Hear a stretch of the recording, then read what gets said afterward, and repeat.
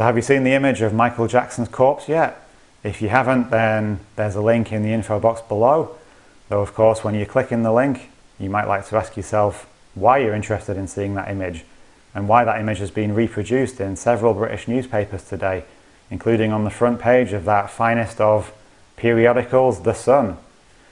You know, it's strange, isn't it? Because images of death are still taboo in the mainstream media, and it's not in the public interest to see this image of Jackson's corpse, but yet it's appeared in several of them.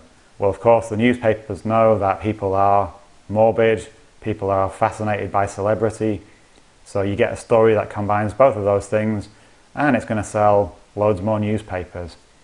And isn't it interesting that the newspapers so readily publish this image of Jackson's dead body when we rarely see images of death from around the globe, and specifically casualties from the illegal acts of aggression committed by the West, by the Anglo-American war machine, the hundreds of thousands, if not millions of people who've been murdered, because that's what it is, murder.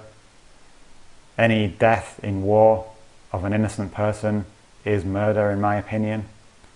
And we haven't seen images in The Sun of corpses in Afghanistan, Iraq, more recently Libya, the countless people who were killed by stray NATO bombs.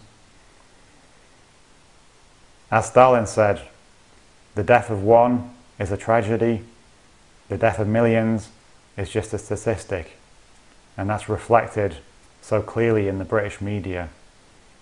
And finally, for all of those people who think that Jackson was murdered by the Illuminati, you might like to listen to the second link in the info box, which is a rather disturbing recording of a clearly drugged up Jackson. I think it's quite clear from that recording that he was self-destructing, and I personally don't think he was offed by the powers that be. Cheers, guys.